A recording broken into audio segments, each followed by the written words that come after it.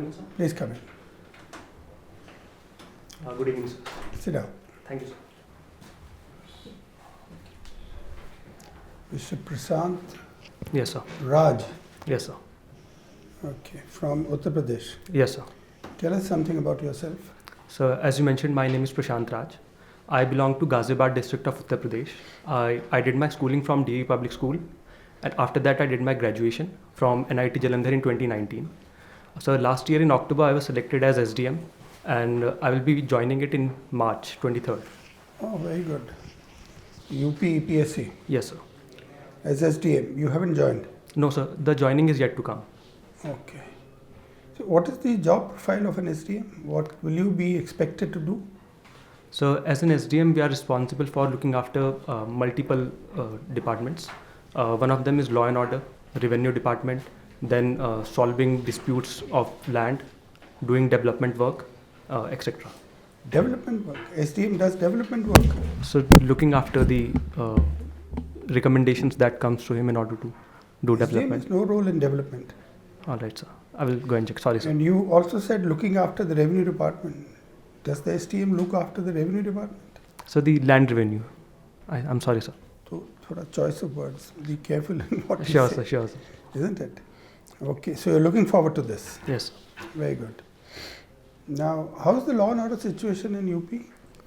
So, according to the NCRB report, which was published on the basis of 2019, the law and order situation has improved in Uttar Pradesh. There is a fall of 19% in the number of crimes which are reported. So, I think it is improving, but there is scope for improvement. Okay, so there are no longer encounters happening. So, such recently multiple cases have come in. The cases like the Vikas Dubey encounter case, all these are happening, but these are isolated event in this sort, and the reports I think speak for themselves. So they have come down. Yes, sir. Encounters have come down. Yes. Okay, and these bulldozer demolitions have also come down. So the NCRB report particularly do not cover it, but there have been events of bulldozer events. NCRB is an official document. Yes, sir. You tell me the ground situation. So it has come down. Recently, it was a number of events. Or are they not reported anymore? So I'm not aware about this You're not situation. aware with this. But pulling down encroachments is a good policy. What do you think? So it is if the construction has been done on illegal grounds, then they should be No, brought of down. course, encroachments are by definition illegal. Yes, sir. Isn't So they it? should be brought down. They But a proper occupy public spaces and they create a lot of urban chaos. So it's good to pull down encroachments. When I was SDM, my first job was to remove encroachments. But of course, removing encroachments is not the permanent solution. What is the permanent solution to this problem? You know, you pull down encroachments, remove encroachments from a market, from a bazaar, from narrow streets, and then they come back again. So what is the permanent way to solve this problem?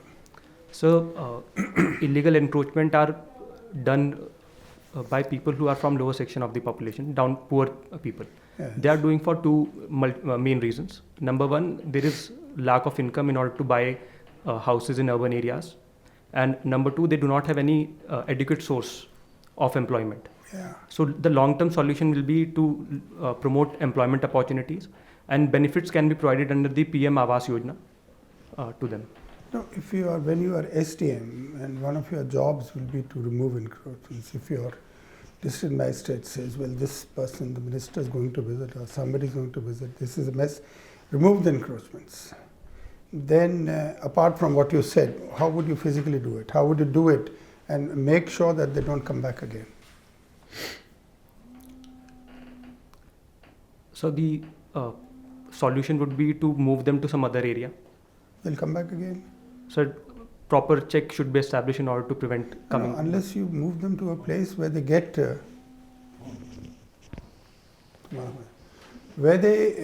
employment. They come to these places only for employment. They get income. If you put them in a place where there's no income, then they'll come back, obviously. So what do you need to do? So strict law and order condition need to be maintained to prevent them from coming back in such issues. Yes. Okay. Now, You coordinated some cultural affairs. Yes, I'm cultural coordinator. What was that? Sir, a cultural coordinator works under the team of cultural affairs. Okay. They are responsible for organizing cultural events in the college throughout the year which take place. And you did that. I was a member. I was You part were a of the member? team. Yes, sir. Part Or of you the were team. the coordinator? So I was the coordinator. In third year, I was the coordinator. I was Okay. leading a team of cultural executives, which were from second year and first year. So what kind of cultural festivals did you organize? So major events are the annual function of the annual day of the college. Then there is Bharat Dhwani, which is the treasure hunt type of competition that we organize. Then amongst, for example, 26th January function, 15th August, the Independence Day function, as well as functions on various festivals. For example, Kite Festival we organize. Okay, okay. So tell us some features of the UP culture. So Uttar Pradesh has a very diverse culture. If we go from the western side, we have culture which is not that diverse, but the eastern part, it has a Braj. The western part has Braj culture. Then we have Bundeli, and after that, the eastern UP has culture, various languages. So I'm not able to exactly recall the doesn't matter. features. Think about it. Now tell me, why are the people of Ladakh agitating? If somebody has gone on a hunger strike in sub-zero temperatures in Leh, so there must be something very serious. So the recent strike in Ladakh, they are demanding sixth schedule status for Ladakh. Okay. And Mr. Sonam Wangchuk, he is a famous scientist. He is agitating for the same, and Okay. around 20,000 people are now agitating. Yeah. So you say they are demanding Sixth schedule status for Ladakh. six schedules. What is that? So sixth schedule under the constitution provide benefits to the tribal areas. What kind Currently, of benefits? the benefits like district councils can be formed. Governor has a special role with respect to the projects that take place in there. The tribal are provided autonomy in order to take up development works in their area. Are they agitating about something else also? So the post the Jammu Kashmir Reorganization Act in 2019, it was said that Ladakh as a union territory will be provided some space for their own development, and the development in a manner that they expected. That is the sixth schedule. So, but they says that the development work which is taking place, it will lead to environmental degradation. So if there is a sixth schedule, they can do their own development, isn't it? Yes, sir. What else? All right. Now tell me, is Kashmir normal? So not. Normal. Is Kashmir normal? There used to be terror incidents, there used to be stone pelting. Now, is everything normal? Or has it gone underground? So the cases of stone pelting etc. are not being reported as of now. The current situation I think has normalized to some extent. The terror attacks, the terrorists or some radicalization has also come down. But as compared to the earlier times before the reorganization happened, but I think there is always scope for improvement in the region.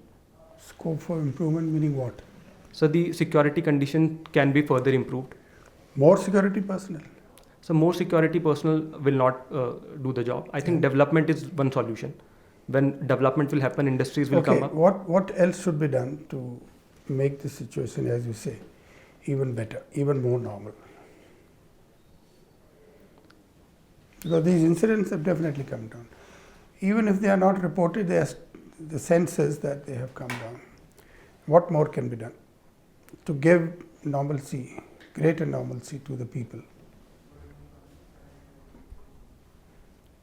So I think tourism can be promoted so that they feel more included amongst the country. Okay. Your father is a general manager. Yes, sir. Where is he general manager? So it is a Korea-based MNC. My father is working in Faridabad. The headquarters are in Faridabad, and what is this MNC called? So it's Hawasung. What does it do? So it is a rubber component making industry. Okay.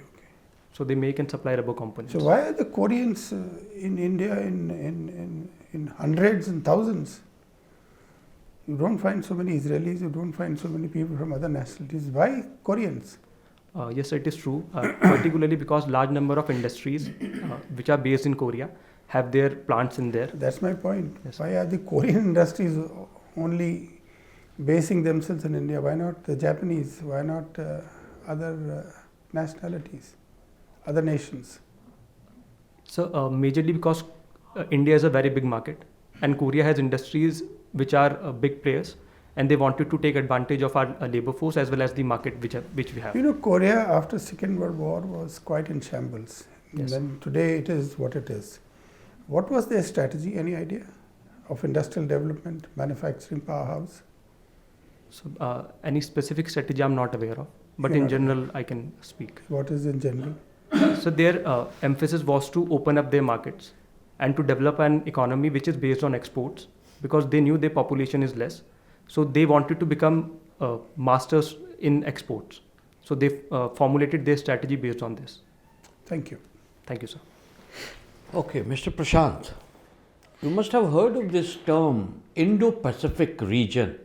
Yes, sir. Explain to us, where does this begin and where does this end? So the Indo-Pacific region is the confluence of Indian Ocean and the Pacific Ocean. It includes areas starting from the parts of African coast to parts of Japan, to the islands of Japan. Right. So earlier it was also known as Asia Pacific, and Chinese government, they want to call it Asia Pacific, not Indo-Pacific. What could be the reason? So Indo-Pacific gives specific importance to India. China sees India as a rival, and they do not want any specific mention of India, even in its name. So that's why they want to change its strategy. India or Indian Ocean? So the Indian Ocean, it is named after India, so that's why I mentioned it. Okay, so what is their objection? After all, waters are continuous thing. What is their objection? So first is the territorial ambitions of China expands, and they take primacy from the King dynasty that used to exist there. So they want to expand their empire. They want to expand their vision of bringing back the success of King dynasty. Okay, in brief, can you tell me what is India's policy when we talk about Indo-Pacific region? There are certain things we have pointed out. This is India's policy. What is India's policy there? So India's always speak of an open, safe, and inclusive Indo-Pacific region. Safe. Open. Inclusive, and safe Indo-Pacific. Can you justify open? Why they are calling it open? What is the issue? So the Chinese ambition of that they have dispute with Philippines in the region, as well as they have dispute with Japan, and the manner in which they are extending their territories. Okay. So what is the safe? You said safe. So safe means because it is the major path through which major trade happen. So in order to make it free from such maritime. What was the third part you said? So inclusive. And what is the inclusive? So to enhance participation of all the members, irrespective of how small a country is, China should not particularly dominate the region. All right. Now, there is this Quad. Yes, sir. What is India's interest in joining the Quad? Give two main reasons. So first is to promote the maritime security. Okay. Because we have a large coastline which exists in the Indo-Pacific region. Second is to tackle China's ambition in the Indo-Pacific. So primarily India wants to join Quad or join Quad for the same reason. There is also an organization called AUKUS. Yes, sir. Have you heard of it? Yes, sir. Who are the members of AUKUS? So AUKUS has Australia, United Kingdom, and USA. So what is the difference between, suppose we are invited to join AUKUS. Should we join AUKUS? Sir, AUKUS has a very fundamental principle of transferring weapons to Australia, and which includes the submarines agreement which have been done. I think India, as of present time, should not join the AUKUS. Why? So If the transfer of weapon is there, some weapons would be transferred to us also. yes, sir. What's wrong with that? So the reason being, the country Australia and UK both, they are long ally of USA. So, and USA is a big defense market. So Okay. particularly if India is not an ally of USA. no, so India is not an ally of USA. How do you define allies? So if we see the standing of We have very close relationship with US. certainly, sir. We have they transfer us technology also. Yes, sir. We coordinate military cooperation. So why are you saying that we are not allies of US? So the mention of ally that I mentioned, it was due to the kind of relationship that other countries have with USA. What is that? If we see the stand of Australia and UK, it is not very different in various situations different from USA. Security alliance. Yes, sir. AUKUS is a security alliance. Yes, sir. Thank you, sir. Okay, that is the key. You see, you are not able to. Okay, now West Asia. I2U2 has been created. Yes, sir. India is a member. Yes, sir. Which are the other countries? So India, Israel, USA, and UAE. So tell me two reasons why these four countries have come together.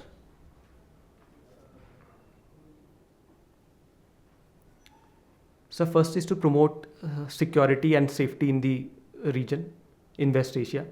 Number two, to tackle the ambition of China, which wants to extend its influence in the region. Now, suppose I were to ask you to justify, can you justify how I2U2 can face China security? Are you saying we will go to war with China? No, sir, certainly war is not a solution. Then how to check China? What do you mean by this? Sir, the economic integration that these four countries can undertake in the region, as well as the help which these countries can provide, I2U2 can provide in the region in terms of addressing poverty, unemployment, and security situation. We can do it differently from China. And China has an established history of their debt diplomacy, which they use in order to make the countries debt ridden. Any other reason you think these four countries have come together? Is it economic factor? Sir, economic factor is one of the reasons.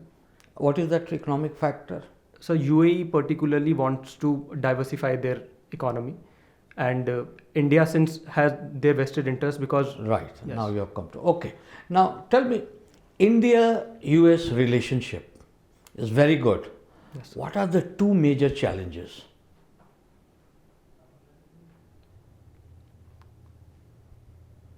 So number one is the trade related challenges that we have with What is USA. that trade related? Sir, India has a trade surplus with USA, and US sees this in a very negative manner. That's why they impose import duties on our export duties on our exports, and this is one of the challenge. So second is the influence of the independent strategic autonomy policy of India, that India takes action on its own without coming under the influence of US. It is also one of the challenge that US sees in a negative All right. sense. Thank you. Thank you, sir. Yeah, Mr. Prashant, Yes, sir. you relax and sit, put your back to the back of the chair, occupy the full chair. Their office also you must occupy SDM full chair, no? Yes, sir. Not on the edge of the chair. Even now you are not touching the back. Yeah, sit like this. So I was to speak in No, the that mic. doesn't matter. Don't bother about Sure, it. sir. It will Thank you, catch. sir. So, what is difference between this podcast and FM radio? So podcast particularly covers a variety of topic as compared to FM radio. The podcast is a new generation system, but FM radio has been existing over a long time. Any difference in the technology? So technology, FM radio is based on frequency, connection while podcasts are recorded and they are put on various platforms like YouTube and Spotify. Okay. So one is internet based and other is not. Yes, sir. That is the basic, I think. Basically, yes, sir. And you told the substance also. What kind of topics the podcast covers? So it covers a variety of topics. It includes politics, policy, public relationship, as well as entrepreneurship, self-development. And radio, this FM? So FM also covers variety of topic in this aspect. It covers news, music, entertainment. Both of them have confluence when it comes to the topics they cover. Okay. Your option is sociology. Yes, sir. And in that, we have a concept called relationship, live-in partnership Yes, sir. is one of the relationship, and other is a boyfriend-girlfriend relationship, isn't it? You are aware of it? Yes, sir. Then, how old is this concept? So the live-in relationship is quite young concept as compared to the family, which is often compared with. So live-in relationship means when two partners, they are living together without marriage. Okay. And diluted form is girlfriend, boyfriend. What is that called? That is also relationship. So girlfriend-boyfriend relationship is also a kind of relationship, but it is different from live-in relationship in the aspect when they are not living together, but they share a relationship, then it is girlfriend-boyfriend relationship. Is there any commitment in both of them? So moral and ethical commitments can be involved, but legally there is no commitment as such. Not legal. So legal commitment is not. Ethical commitment, moral commitment. Yes, sir.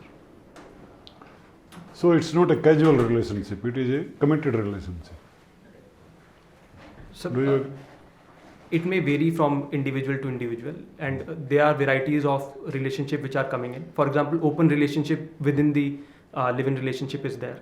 So it varies. So I think it is a casual relationship in that manner. Then nowadays there is another term coming up in the social literature, sociology literature. That is called situationship. The employer relationship is situationship. What is the situationship? So also I'm not aware of this term situationship. Okay. Now coming to, can you throw some light on this repercussions of this Adani Hindenburg report and all that to Indian economy? So the after the Hindenburg report that came in, the Adani shares have fallen by more than 50%, and the net loss which have incurred is around 100 billion. So the impact $100 billion. I see, such a big loss. Yes, sir. Okay. So the impact on the economy are not that big enough, and it is mostly a corporate issue. Our economy is not directly influenced by it. So SEBI has not taken any action in this case as a preemptive action or some suo motu action? Yes, sir. More than the impact on economy, it shows two important aspects. Number one, the use of shell companies, if they were used, then why SEBI has not taken any action.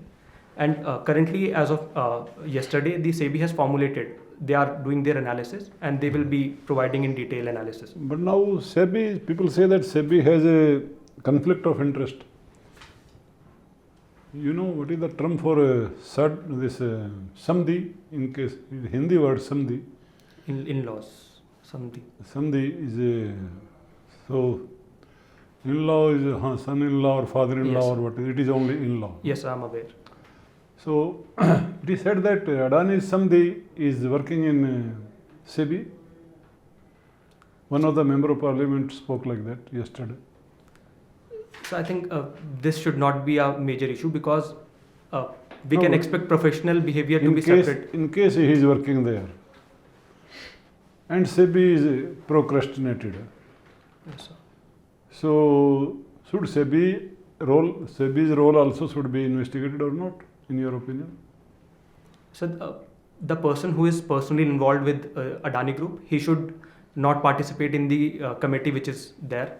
and an oversight committee can be formed in order to check whether the information or analysis provided by SEBI is correct or not. Okay. Can you say 3 highlights of the budget? Important highlights. So the important aspect of the budget that according to me are the urban infrastructure investment fund has been made. So second is the agriculture accelerator fund was made, and a national financial information registry. It has been formed in order National. financial information registry. Oh, what is the use of that? So it will be responsible for congregating all the financial information about companies, and it will provide it to the stakeholders which are involved in about that. Okay, but these are the new things you told, not highlights. Highlight means the main points. So main These are point. small allotments for these things. So main was the capital expenditure has improved to 10 lakh crore rupees. The PM Awas Yojana was allocated 66% rise in as compared to the last time, Yeah. and the 7 lakh rupees up to 7 lakh the income will not be taxed. Does it make any difference, this 7 lakh thing? Because earlier limit was what? So 5 lakh rupees. And what was the rebate you can claim on that? So it was up to 2 lakh rupees was the rebate. So it makes 7 lakh. So that's why it is contested, and most of the people who are aware, they are not welcoming it to some extent. So, what about the social sector cut? Is that not highlight? Yes, sir. Manrega and all the subsidies, fertilizer and food subsidy? Yes, so the social sector subsidies has been reduced to some extent. But I'm not aware of the exact number, so that's why I did not comment upon it. Okay, no, number is not there important, but important is that it has taken a direction towards infrastructure at the cost of the social welfare. What is your opinion? Do you So- agree or disagree? So I No, partially- it is obvious, but Yes, sir. you tell me whether it is a good thing or not. So we have to find a balance between the two, because infrastructure is a multiplier, and in the long term, it will produce benefits which will accrue to all the sectors of the population. So I think it will promote Okay. welfare. Last of the question, what is your opinion on UCC, Uniform Civil Code? So I think Uniform Civil Code can uniformly replace the personal laws, and it will help in two important aspects. Number one, the politics around religion and personal laws can be brought down, and second is women empowerment can also there, because the laws in personal laws are discriminated to some extent against women. But we have to keep in mind two important aspects. Number one, the minority, the fear in minority that they will be outlied should not be there, and it should be addressed properly by taking into consultation the religious gurus and etc. And second, the as Law Commission also said, the uniformity should not be seen as unity. So it should be a step-by-step process to some extent. Okay, thank you. Thank you. Mr. Prashant, your interview with us is over. Kindly wait for some time. We'll call you for feedback. Thank you, sir. Thank you, sir.